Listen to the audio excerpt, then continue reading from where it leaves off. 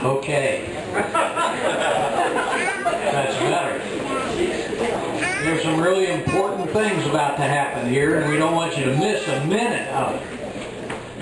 First of all, welcome everybody to our official start of our 19th year at the Orchard at Altapass.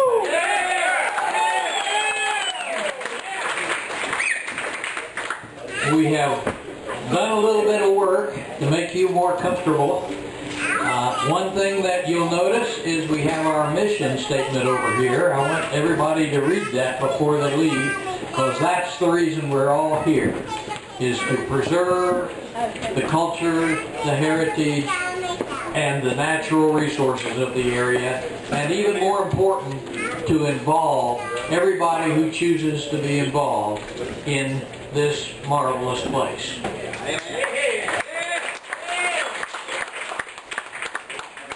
We have a doubly special occasion. Some of you, the more observant of you, might have noticed that we have a special event going on out there, and a bride and groom here to celebrate their wedding, and I'll ask them to come forward now.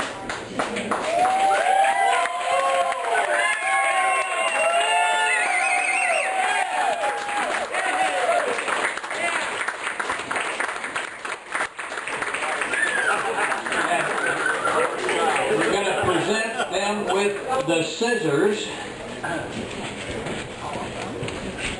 We'll ask the ribbon holders to move to the center over here.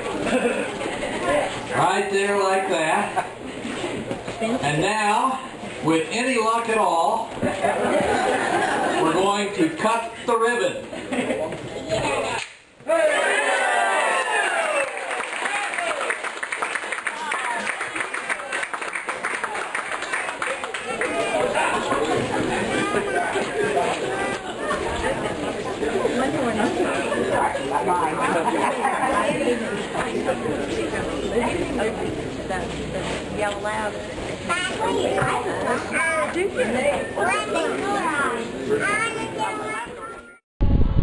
So Bill, what's going to happen this season at the Orchard? Well, gosh, a lot of brand new things.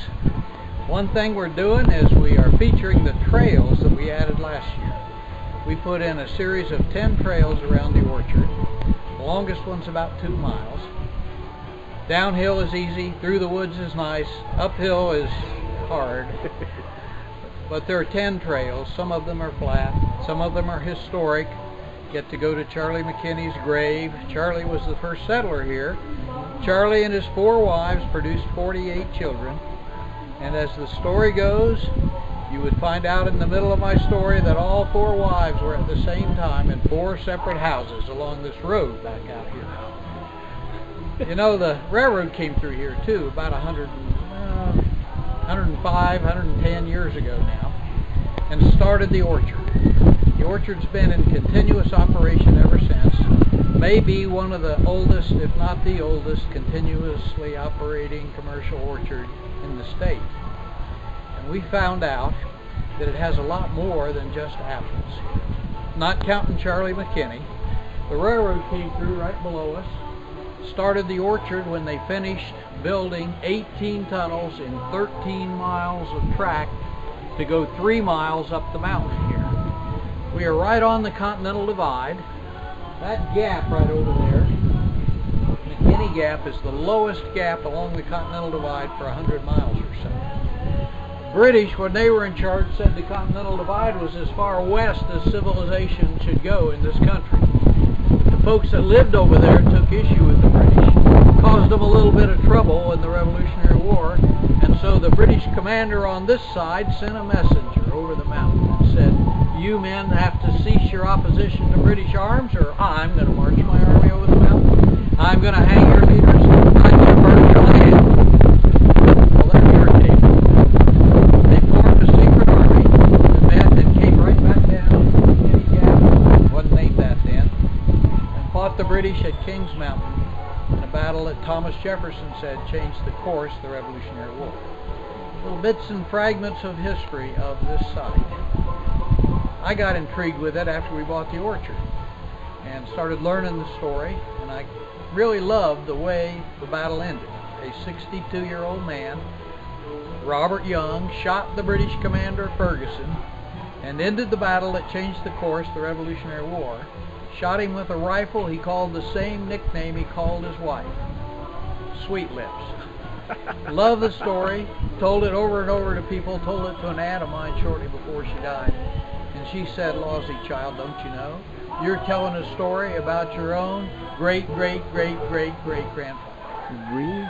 So this Yankee from Indiana found his roots right here. You came right home. And when that happened, I knew we needed to be here not only to be preserving the physical beauty of the place, which is why we bought it, keep it out of the hands of developers, which is why we bought it, but to preserve the history, the culture, the important events that have happened right here at this gate.